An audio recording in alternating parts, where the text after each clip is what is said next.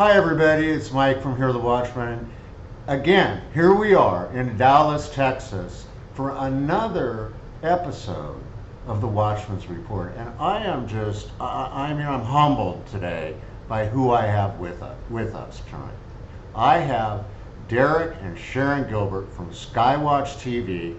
They were participants here. They have become very close friends of Jeannie and I. Derek is a man that I would go to with any biblical question I had, as well as Sharon. Jeannie has gone to Sharon with things and talked with her, and having the both of you in our lives has just, it has made everything just so much fuller for Jeannie and I, and we're so blessed. Welcome today. Thank you. It's our honor to be here. It has been so much fun. It's just energizing. It is amazing. Yeah. Isn't it? So what do you guys have on your heart? What has your experience been so far? One of the things that really strikes me is in talking to people at conferences, in particular the conference this weekend, we've noticed two things, how intelligent people are. Mm-hmm. For example, there is a real hunger to learn and a desire to learn more about God and how we draw closer to Him. And these are not people who are being duped or conned into believing something. These are people who are seeking information. They're intelligent, they're discerning people, and they're here because they're finding information that we're typically not getting in our churches. There are some here and there, pastors who are giving good, solid meat, but too many of our churches are just skating on the surface of the faith. Doesn't mean they're not saved, doesn't mean the people in their churches aren't saved, but there's so much more to the faith, and because the faith is an integral part of this spiritual, supernatural war that's been going since the garden, since the beginning of creation, and we are running the last legs of a race. We've been handed the baton, and we're approaching that finish line. And people here, I think, sense that, understand that, and just want to know more about what's going on around us and what our roles are as we approach that finish line. That's been the big impression that I've come away with, is that not only are people waking up and they're trying to find out, where do I get the information, how do I get deeper into the Bible and figure out exactly what God wants me to do. But more than that, there's been an overall theme amongst the speakers, and I hear it over and over again from the attendees, that the body of Christ needs to come together. Absolutely. That the Holy Spirit's trying to get us to stop squabbling and start getting on task. Mm-hmm. And it's really renewed and refreshed my faith in the body and our ability to carry that baton, the last leg of the race. You know, and that I'm so glad you brought that up. And Josh Pack actually had a whole presentation really based on that aspect of it. But you know, you and I have talked, and Sharon, we've talked. I know you've talked to Jeannie. We see that trollness that's out there, and it's just, it really has to stop, folks, and that's one of the messages here at Hear the Watchmen. You know, we just were downstairs, we were in the pool with Pastor Paul Bagley and Coach Dave. Believe it or not, we just baptized over 150 people. It was amazing. Wow. And as soon as we started to do the baptisms, the thunder started just going off in the background, and it sounded like explosions. Yeah, we're down here in the lower level of the hotel. It was amazing, and it started as soon as the first person went under the water. They started. So I hope you get the message there, folks. And you know, you guys, we did something for the first time at this conference. It was actually something Sharon and I talked about when we went to the Skywatch studios in Missouri, and we'd never done it. And what it was a couples panel. And Jeannie and I labored over how we're going to get this in, how we're going to make it work, and we were very nervous about it. It was the first session, and you know what? I'm gonna let you guys tell the story. What was it like on that panel? I am so glad you guys agreed to do it this way. Remember, originally it was a question of, hey, let's do something for the women. Yes. And I love reaching out to women. I think that women need to teach women. I'm all for that, but the Lord's really laid on our hearts that there's a need at these conferences to talk about marriages and maybe people who have been through a bad marriage or people who aren't married yet, and how to reach out and share the experiences that the Lord has given to us. And so we were privileged to be on that panel, and it was so cool because your opening comment was something of well, thanks for inviting us. We're honored to be here at the Newlywed Game. but to our right was a newlywed couple. There So were we Josh and Holly and exactly. Brittany. We Yeah. had newlywed couple. We had two couples that married their sweethearts. Right. And so they've been married 35, 37 years. And then there's Derek and I, and we both had bad marriages. Right. So you had all sorts of experience levels Mhm. on the panel, and the information was so useful. And since then, we have had, I would say, every other person coming up to us or at the table has said, oh, and by the way, my favorite was that marriage seminar. Mhm. And I've had the same experience. Well, I know. We were in the hallway and a gentleman came up and said, you know, we've already, just that first panel makes the cost of the DVD set worthwhile. Yeah. And I'm going to take it back to my church, and our men's group is going to watch this. And for me, I think that men need to, well, we need to cowboy up here or man up. Yep. As a group, because research shows that if fathers aren't actively involved in the spiritual training of our children, if we don't show our children before they reach the age of 18 how important this spiritual battle is in committing our lives to Christ, the odds are that the children will stop attending church as soon as they're free and on their own at the age of 18 usually, and they never ever come back. They Right. never come back. And I would suggest that what is passing for youth group in many churches today is not doing a thing to demonstrate to them how important we take the faith. For one, fathers very often abrogate their responsibility. Right. Just hand it off to, you Absolutely. take me You to church take you want to it, go to. right. I work all week, I'm tired, I'm going to stay Right. home.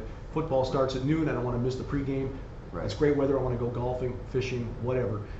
And so we show our children through our actions that it's not really that important, that reading the funny papers on Sunday morning is more important than fellowshipping with a body of believers. But more than that, how we act Monday through Saturday, if we're not living according to our faith, shows the children that it doesn't really matter, even if we're taking them on Sunday mornings. Okay, that's fine. That 1 hour on Sunday mornings, we can sit there, we can put on a face, we can sit patiently, quietly while the pastor's speaking, we can sing the hymns in the right places, repeat the prayers or whatever, and then go back to living our lives, because there's no room for faith when you're in the world of business, son. Right. I've heard that so many times from colleagues that I've worked with. That resonates with kids. Kids aren't stupid. No, they pick up on all of it. Right. Yeah. So fathers, we need to start living up to our calling as the spiritual heads of our households, because, and again, this is not original to me, but it's so brilliant, I keep repeating it. We as the family unit are the smallest battle formation in the spiritual war out there, and we fathers are not serving in our capacity as the sergeant of the platoon. And we take orders from a commander-in-chief. But we're supposed to follow those orders and lead our families according to those orders. And most of us are just saying, okay, we'll just leave it to the privates to do whatever they want. And of course, the enemy is spending a lot of time and money and effort to divide the family Absolutely. through pornography, through video games and movies and other entertainment aimed at our kids that are teaching them completely wrong theological messages, through other distractions that. What is the average amount of time a father spends with his children? Like 5 minutes, 7 minutes a day? Isn't that crazy? Is Something that, like are you kidding me? That is something around that. It's something like that. Even if It is it's, something if like it's that. 10 minutes a day. Right. Yeah, that's right. crazy. That's crazy. That's crazy. But women are, and I thank you. You know what? You live up to that. You really do. All the things you just said to do, you live up to It took that. me a And- while to figure out that that's what I was supposed to be doing. And even though our daughter is 27, I mean, you spend as much time as you can with her. You're either on the phone or texting or getting together and going to see a Cubs game. The Lord threw me out of work when she was very young, and so I was forced to spend a lot of time with our daughter when she was very young, 18 months old, 2 years old. I spent a lot of time with her when I was a realtor, taking her out on property Going showings. on, yeah, going on showings. Yeah, a 2-year-old on one hand while I was showing. But I spent a lot of time with her, and looking back on it, at the time I thought it was a burden. But what the Lord was saying is like, look, you need to do this because I know you. When I was program director of a radio station in St. Louis, playing music and advocating a lifestyle I didn't want our daughter to lead once I got my head on straight. I was spending 14 hours a day at work. instead of being the father that she needed me to be, or being the husband that I should have been. That was where my heart was, and God hit me on the head with a spiritual 2x4 to Right. wake me up. That's what it took. Right. But so yeah, don't think that I'm virtuous and that I was this way all the way. But you figured it out. The Lord helped you to appreciate how precious Nicole is. Right. But- And that was a comment that we heard from all of the panelists, because and some of the things that Coach Dave and what Pastor Paul Oh, and yes. Josh Tolley too. Yeah. Just Every one of them. It Yeah. was, look, if you didn't get the streaming, you so have to. Are you still Well, operating yeah, after we the can, fact? you can, folks, you can still, at this point, you can get 30 days of this conference on demand. You can watch the episodes, the different speakers, as you wish for 30 days. And I highly suggest you do it. It comes out to just a little over $1 a day. Yes. That is so Yeah. crazy cheap. I mean, to learn from all of these wonderful speakers and to get to watch it over and over Yeah. and invite friends in. Hey, guess what I just watched? You've still got to see this, Yeah. and we're all going to watch it together. We're all going to learn together. Yeah. Bring your Bring your friends over. neighbor, everybody. Have a couples meeting. Yeah, and if you want to see something transformational, if you're familiar with Coach Dave Daubenmeier, and I have not followed his ministry very closely, but I will from here on Oh. because Not after yet. watching his presentation. But if you want something transformational for your marriage, watch the marriage panel and watch Coach Dave when he takes off his cap and prays for his wife.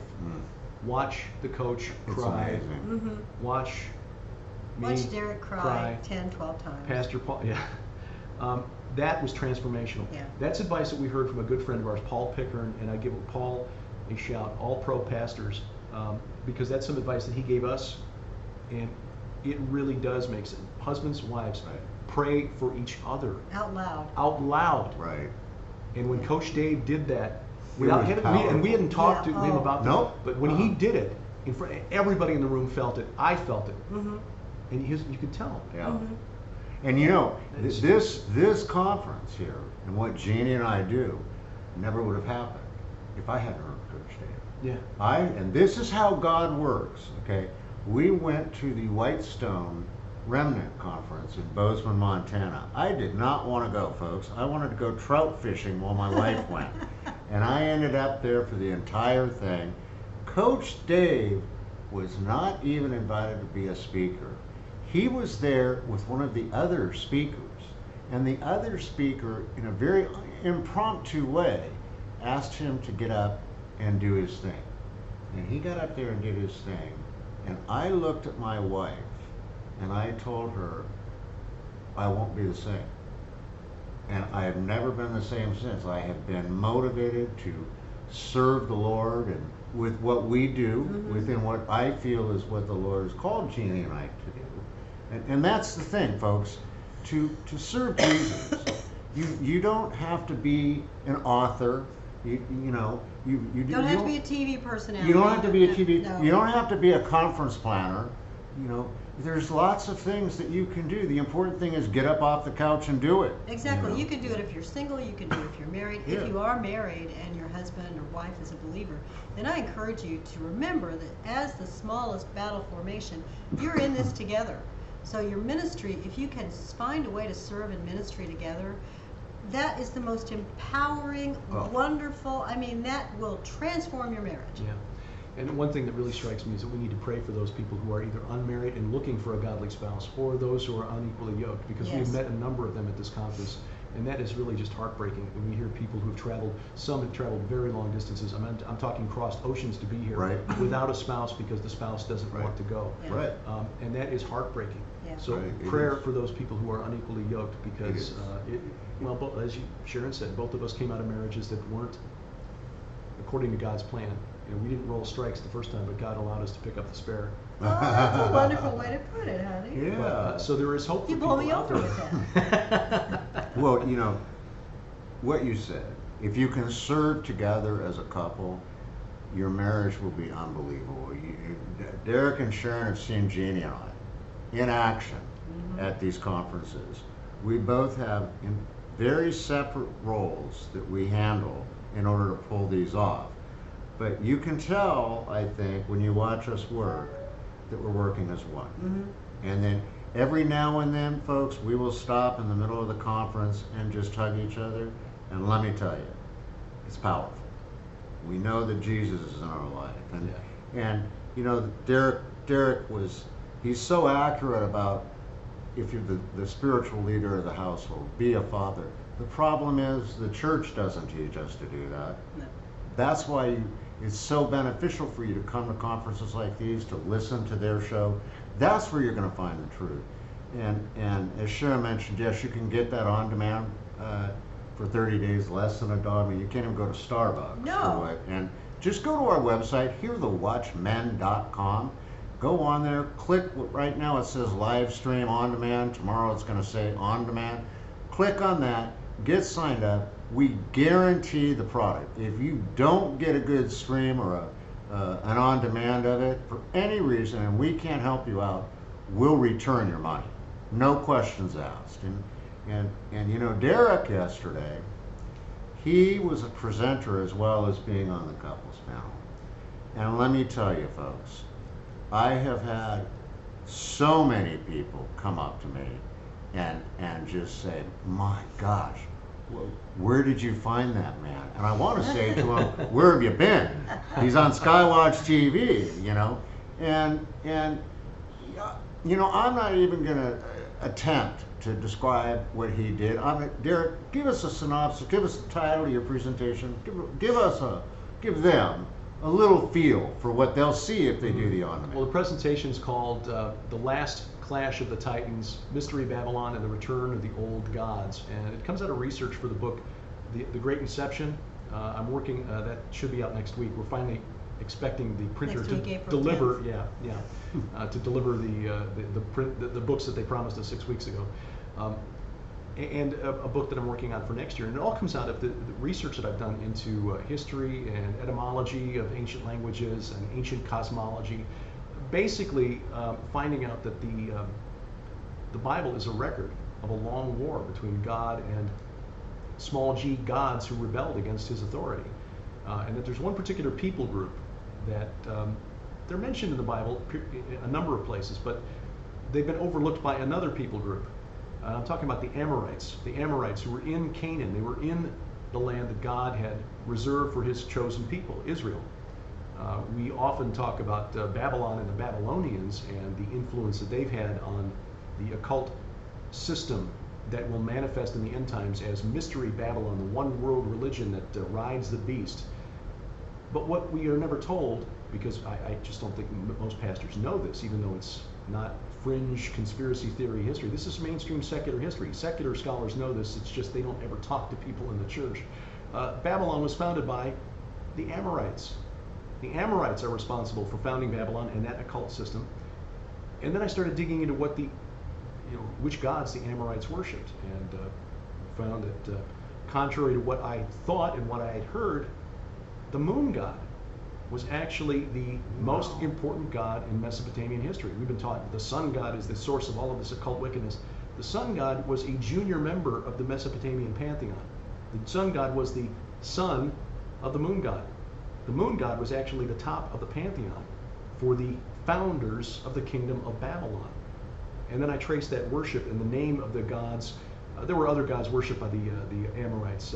El, the chief god of the Canaanites. The Canaanites were just Amorites, descendants of the Amorites. Baal, the storm god. Enlil, the chief god of the Sumerian pantheon. And showed how all of that, plus the original gender fluid entity on the planet, Inanna, Ishtar, Aphrodite, Venus, was worshipped by these Amorites as well. And we see hints at her worship in the Bible. For example, one of the aspects of Inanna's worship was the use of cult prostitutes. And we see that the tribe of Judah, from which the Messiah came, was founded by Judah, the son of Jacob, when he went into, and that's a euphemism, went into his daughter-in-law Tamar. But he didn't know that it was Tamar because she was dressed as a cult prostitute, a follower of Ishtar, Inanna. And then I show that how this spirit, these spirits actually, in some sort of spiritual corporate merger, have manifested in Islam. They are worshiping the God, Allah, which etymologically just traces back to the generic word for God that came out of the ancient Near East, El, or Enlil, El, Ilu, Allah, same word. The God, manifesting in the spirit of sex and war, which is the goddess Inanna, and they do all this under the sign of the crescent moon, the moon god. Essentially, a corporate merger of the supernatural realm aligned against God. And at current rate of growth, Islam is going to pass Christianity as the most numerous religion and the most adherents on the planet. It'll be the largest religion on the planet by the year 2070, if the Lord tarries. So, it is phenomenal how this information, this research, mainstream, peer-reviewed academic research, most scholars looking at it treat it as a window into the psychology of the ancient realm. They were simple, they didn't know, they tried to explain a world they couldn't understand through inventing these gods. No, these gods were real. God calls them gods in the Bible. Psalm 82, Exodus 12:12. God calls them gods. God has exercised judgment on those gods. The day is coming when those gods will die. And they're really ticked off about it, and that's why they want to kill you and everyone you love. Yeah. And that's important you brought that up. I'm going to just say that we had Russ Dizdar, you know Russ Yeah. Dizdar? Oh, yeah. Oh yeah. Russ Dizdar received death threats before he came here, and he came anyway because he feels he's protected by the power and the love of God.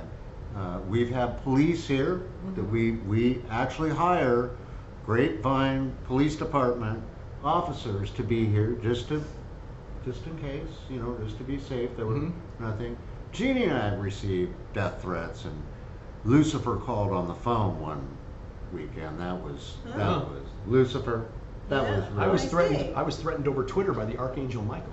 Yeah. I'm That's pretty sure true. that wasn't who that Couple was. times. though. Right, yeah, no. But see, this is the stuff that we talked about earlier that's just got to stop, And I just, gosh, you guys, Derek's book, we were hoping to have it here, but, pick it up, get it. I think it's like the best-selling book on Amazon or something. Well, it was- It's been top in a lot of categories. Yeah. Yeah. It's just freaking me out because it's showing up in categories I wouldn't even pick. Like, Is that right? number one new release in the history of religion and politics. Like, okay.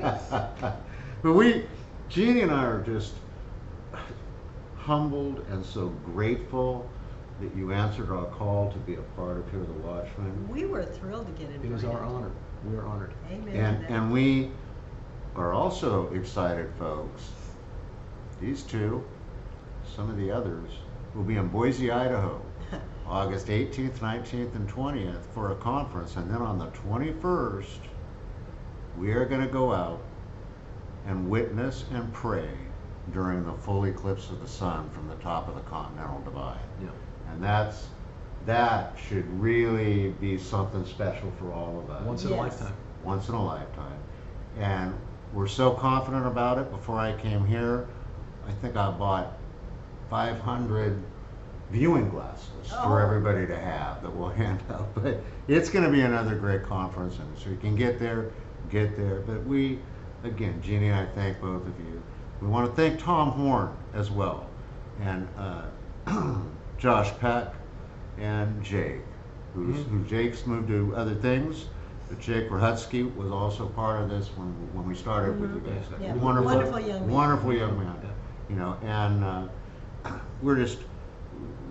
we embrace you, are part of the Hear the Watchmen family. So thanks for spending time with us. Sharon, thank you God so bless you, much. brother. We're God so glad bless to be both here. of you. And it's been a great conference, and We'll see you in Boise. Hope we see you in Boise. Amen. hope to see you in Boise. God bless you, everyone. We'll see you on the next episode.